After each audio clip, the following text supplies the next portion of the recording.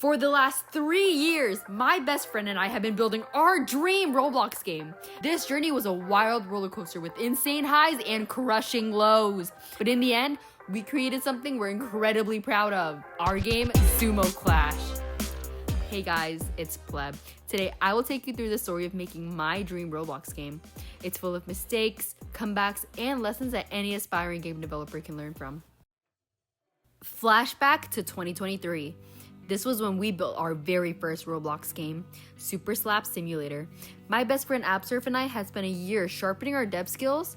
I did visual effects, he coded, and we thought we were ready to make the next big hit. We brainstormed ideas, some good, some awful. Eventually, a crazy Russian slap fighting video gave us our light bulb moment, a slap battle game on Roblox. We poured the next 5 months into building Super Slap Simulator. I spent hundreds of dollars on assets, we worked nights and weekends, and everything seemed to track. We truly believed this was going to be our big break. When we finally launched, the game totally flopped. Almost no one played it. All that work and we earned like maybe 5,000 Robux. It felt like a disaster, but in hindsight, it was a huge lesson. We learned you can't just chase trends for easy money, especially if your heart isn't in it. It was back to the drawing board to figure out what to do next. After Super Slap's failure, we felt lost, and I was honestly super broke. So we slept back and just played video games to chill out for a bit. We were really into Overwatch at the time, especially a custom mode named Doomfist Sumo where everyone tries to punch each other off a platform. One day I joked, imagine this in Roblox, and Absurf was like, let's do it.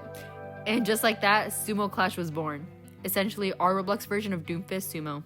From the start, we approached SumoClash differently. We promised we wouldn't chase fame or money. We just make a game we wanted to play. And as soon as we started prototyping, we remembered why we loved making games. We threw together a simple arena, coded some punch abilities, and spent hours playtesting. Game development felt fun again. But fun doesn't pay for boba and Chipotle. We were still a couple of broke high schoolers, so when a friend told us about a new Roblox project, a superhero battleground game, this could actually pay us with good percentage. In the end, we decided to pause SumoClash and take that opportunity. Maybe we make some money and come back to our dream game with more resources. For the next 7 months, we poured our time into that superhero battlegrounds project. Early on, it seemed great.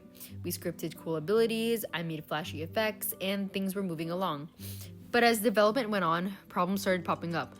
The owners, who weren't developers, began interfering with odd ideas. We suggest adding popular heroes that players would know, like Spider-Man and Superman, but the owners kept pushing for obscure characters only they liked. It was really frustrating, but we tried to ignore the creative clashes and just get the job done. We eventually launched the game, and it actually had a pretty good first week.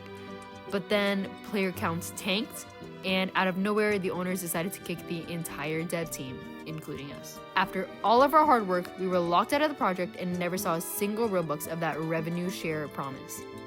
2 big projects in a row had ended in major disappointment. We both hit rock bottom creatively. I didn't touch Roblox Studio for weeks. After these setbacks, we took a little break from developing to recharge. It was hard to imagine starting over, but during that time, we remembered why we began making games in the first place. Not for money or glory, but because we love doing it. With that renewed perspective, we decided to return to SumoClash, our passion project, and do it right. In fact, we scraped our old prototype and rebuilt the game from scratch not just once, but 3 different times. Each new version applying different things we learned. We also made an actual plan this time. Timelines, task lists, a Discord to monitor our progress, and treated SumoClash like a serious project. When summer vacation hit, we basically lived in Roblox Studio, coding and designing every day. And you know what? It was amazing. We were having a blast adding features, testing out absurd ideas like a goose throwing ability, and watching our vision come to life. The game was finally shaping up into everything we dreamed. Our motivation was through the roof. It felt like nothing could stop us now.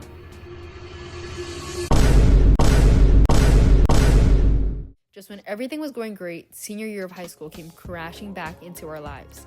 We suddenly had almost no time for game dev. We expected school to slow us down, but we didn't realize how much. We were swamped with homework, college applications, and extracurriculars. Weeks went by where we barely touched SumoClash. Even when I had a free hour, I was usually so drained that I couldn't bring myself to open Roblox Studio. Progress on the game slowed down, and it really started getting me down. By the time I was graduating, I felt like I had nothing to show for all those late nights of working.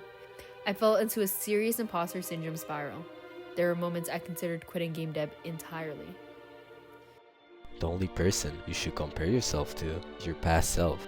Be better than you were yesterday. I realized I was too busy measuring myself against others, when I should have been focusing on my own progress. We weren't failures, we're on our own journey. SumoClash wasn't done for. We just needed to rekindle our motivation and keep going. Despite all the setbacks, we weren't about to let SumoClash die. We decided we were going to finish this game no matter what, even if it meant doing it slowly, step by step. We picked up development again and kept pushing forward whenever we could find time. We even brought on a few other developers to help out. One built us a cool lobby map, another designed awesome UI, shout out Ancient for the awesome work. With each new addition and fix, the game started looking more and more like the vision we had in our heads. Our excitement was snowballing. Honestly, working on SumoClash at this point didn't even feel like work. It felt like hanging out and creating something awesome with my best friend. Pretty soon, SumoClash was packed with cool stuff. Lots of unique abilities, flashy ultimate moves, and a combat system that's easy to pick up but definitely tough to master. We playtested over and over, refining everything and squashing bugs. After countless revisions, there was this one day where Absurf and I looked at each other and said, yeah, this is it. This is the game we set out to make.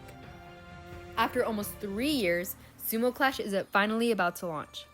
The game is basically done. Honestly, we still have a blast fighting each other in it. However, because we've been working on it for so long, we know the game too well. It's hard for us to see it from a new player's perspective, so now we might be missing bugs or confusing parts that the fresh eye would catch. So, we need you. In the next couple of weeks, we're doing a 24-hour open beta stress test. We want as many of you as possible to try SumoClash and tell us what you think. What's fun, what's confusing, any bugs you find, so we can make it even better before the official launch.